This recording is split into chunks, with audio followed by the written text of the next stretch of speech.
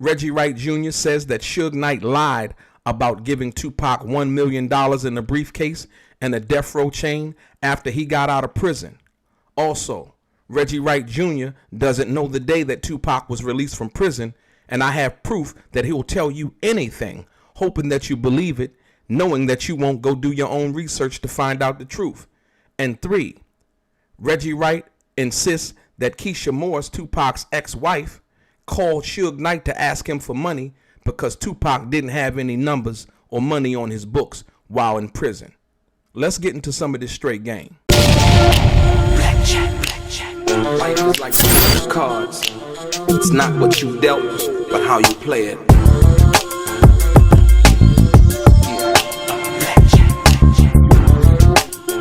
Play each situation correctly.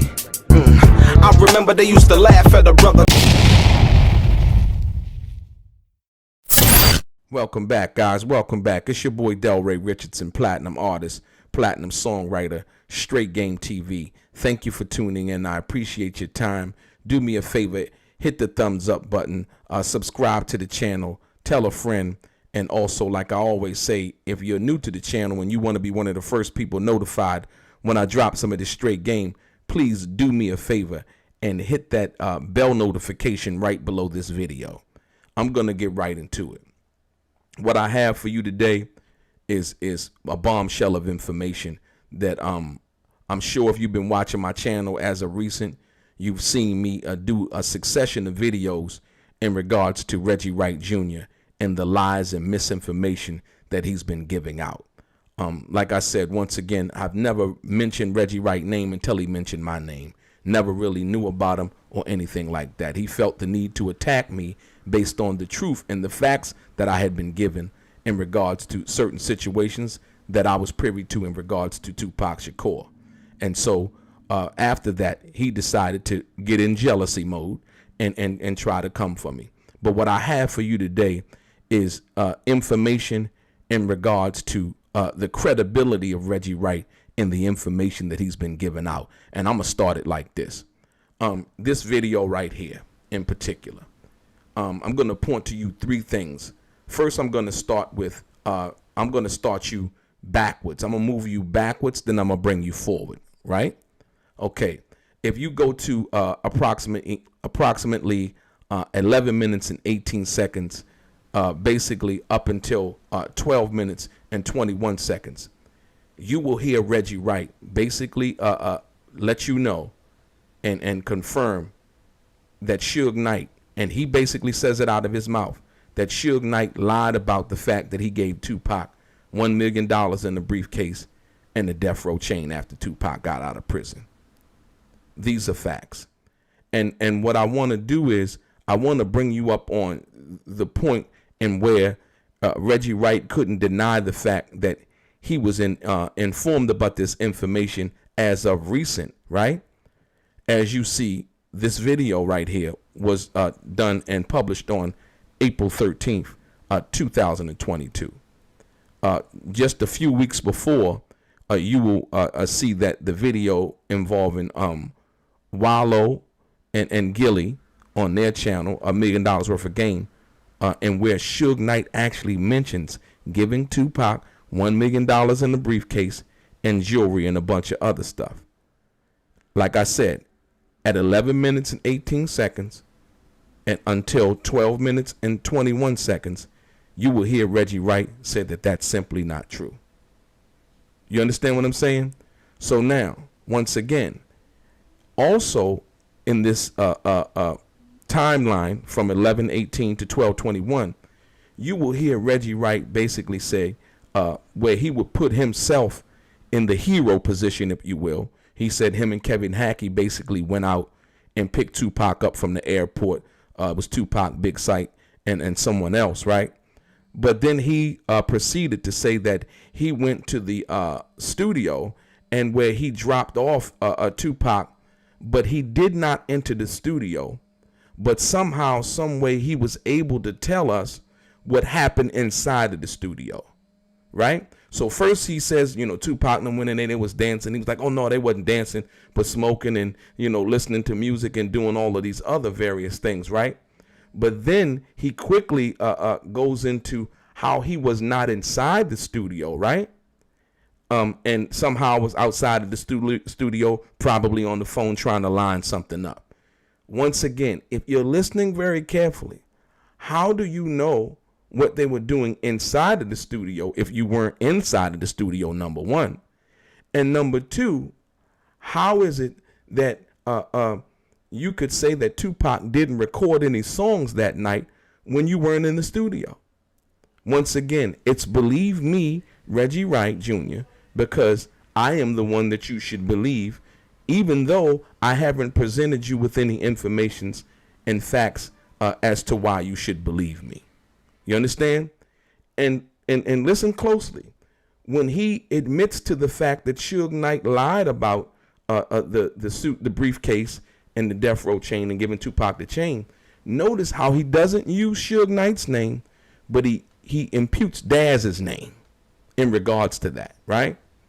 And like I said, but he doesn't tell you whether Daz was in the studio that night.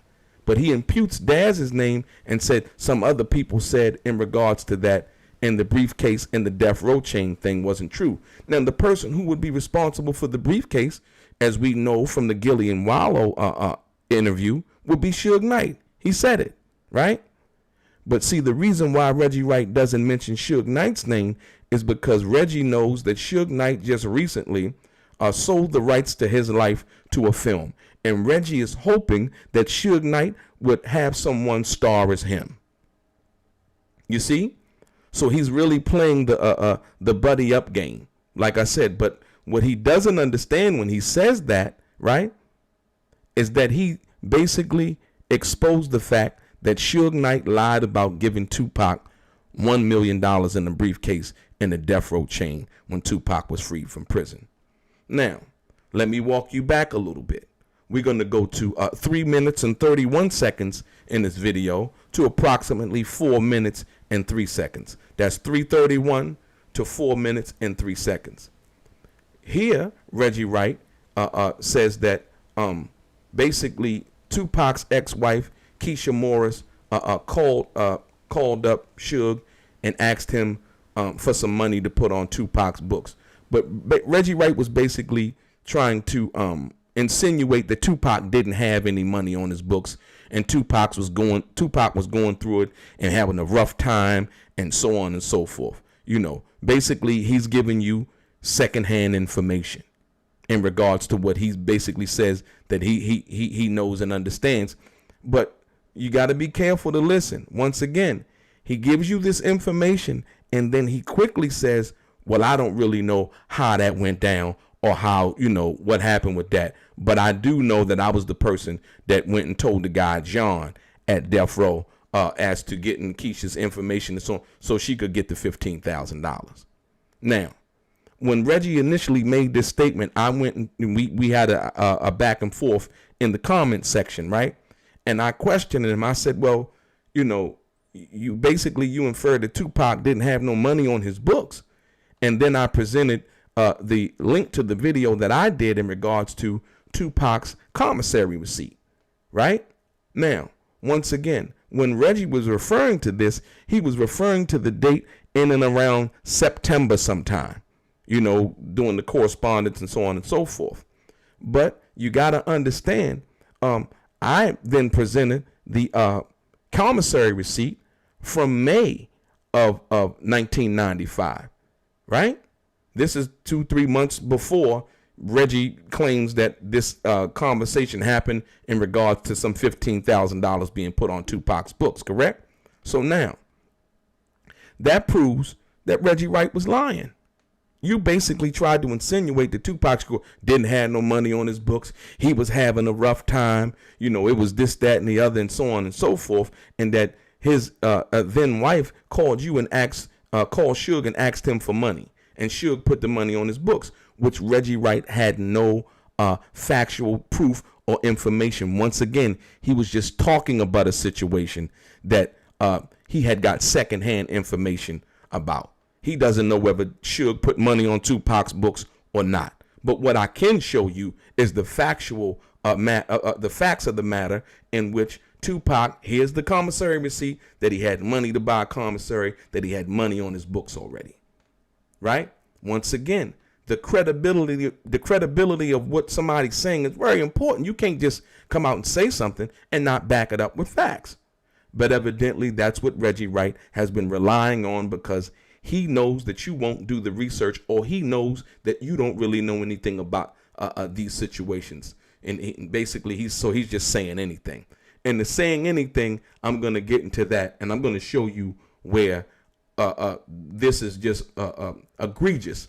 And somebody who was supposed to be as close as he claimed to be to the situation, or ran death row at one time, but we now know that that's not true based on the prior video, is this right here. I need you to go to 1 minute and 7 seconds, right? And then I need you to approximately 1 minute and 26 seconds of this video, right? And where Reggie Wright Jr. basically says that Tupac Shakur, just saying anything, once again, credibility is zero as far as I'm concerned, and believing what Reggie Wright Jr. said. He basically says that Tupac Shakur got out of jail on October 22nd. Or no, or 23rd, because he don't really know. Or better yet, in him not knowing, not doing the research to find out what it really was, he just spewed that information out there. And notice the interviewer, his comrade John, doesn't know the difference either. Doesn't know the difference enough to correct him, because once again, they haven't really done any research. Or better yet, he shouldn't have to do any research. He should know that. He was around, wasn't he? Right? So now, let me give you this. So with that being the fact that he would say something like that, let me give you the truth. Tupac Shakur was released from prison on October 12th, 1995. Do you know how I know? Right? Not only do I know that based on the time period that he was out in the conversation that we had, but I know that because we were at the Hollywood Athletic Club on the night that he met Faith on the 18th.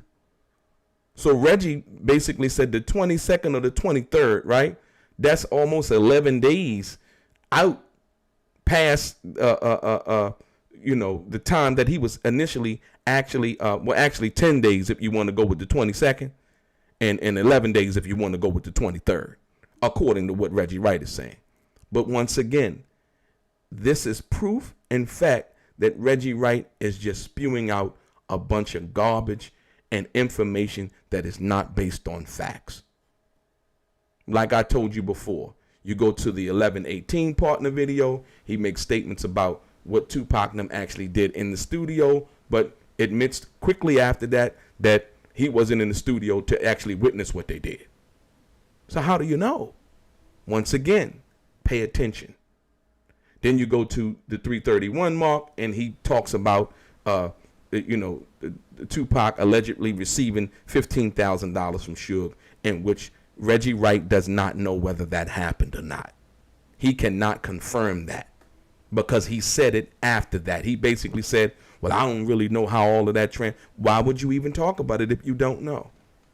Basically, you just want to say stuff in order to have something to say. Doesn't have to be based on fact, according to Reggie Wright. He'll just say it, and hopefully that you don't have any information contrary to the lies and the misinformation that he's spewing out, right?